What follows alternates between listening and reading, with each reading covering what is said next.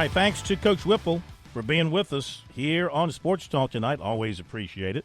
Time to give you the recruiting report on this Wednesday. It is brought to you by Seawells, the very best in the catering business. They're not retiring, at least not right now. They're still gung-ho, getting after it every single day, getting fresh vegetables, delicious meats and chicken and fish, all prepared expertly for you, for their daily luncheon buffet, and for you at your big event when you need the very best in the catering business. Josh is looking at the menu. You got something for us? Yeah, tomorrow's Thanksgiving again. Carved turkey with cornbread dressing, fried fish nuggets, and baked pork chops. And, of course, Friday. Friday's the big day. Oh, yeah. Friday we got roast beef Friday. Then we got some southern fried chicken and baked flounder with 4 eyes. Flounder fresh out of the congaree. Doesn't come any fresher than that. You get it all at Seawells. Make sure you get there for the buffet. You need the best in the catering business. Call Seawells 803-771-7385 online at SeawellsCateringSC.com. Begin with a basketball note. Former USC. Boy, Hank is really smart. Is Hank really smart? He was on this from the get-go.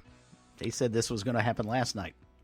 Former USC signee 6'6" Trenton Noah from Kentucky announced a commitment to Kentucky today. So, yeah, new coach Mark Pope looking for bodies, looking for players, and nothing wrong with taking an in-state kid that maybe you can use and develop. Also, College of Charleston signed 6'6" Jackson Prunty from Lexington.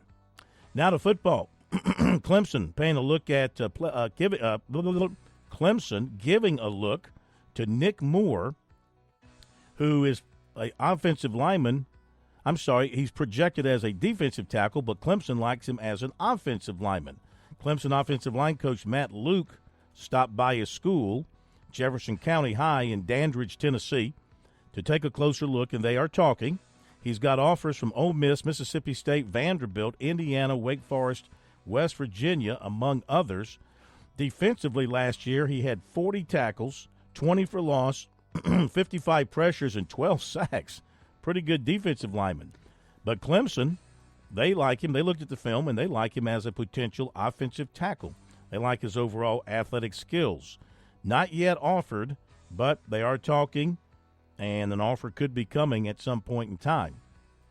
He says it's great to have Clemson showing interest in him, and he's excited about the potential opportunity there.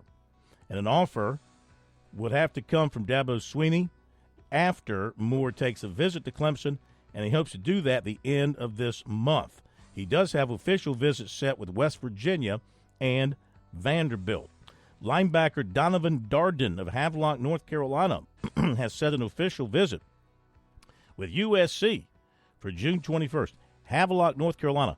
That used to be a recruiting hotbed for one Brad Lawing. You know who came out of Havelock, North Carolina, among others? Not right off the top of my head. Pharaoh Cooper. Ah. Yeah. I remember the first time I heard that name, Pharaoh Cooper. I said, man, that's the coolest name. USC I just love the way Spurrier used to always say it. Pharaoh. Pharaoh. Well, how would you say it? It is Pharaoh, isn't it? Yeah. He just put that little Tennessee twang into it. It just sounded different. Pharaoh.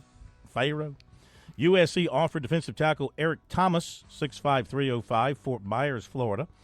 Clemson target safety Jordan Young out of Monroe, North Carolina, has set October 10th for his commitment announcement. USC target linebacker Zayden Walker has set his commitment announcement for July 5th. We mentioned USC defensive tackle Drew Twizama is in the transfer portal John once again after the Gamecocks plucked him from the portal John last year. Wonder how you feel, and that's it for recruiting.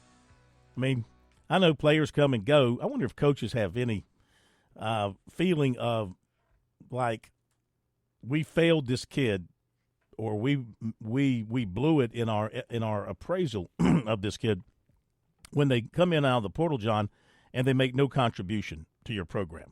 Like you just wasted money, scholarship money, and everything else on a transfer. I mean, when you take a transfer, I mean, you should be darn certain they're going to help you and play, not just, be a backup and sit on the bench and then leave you after a year. Doesn't make any sense to me.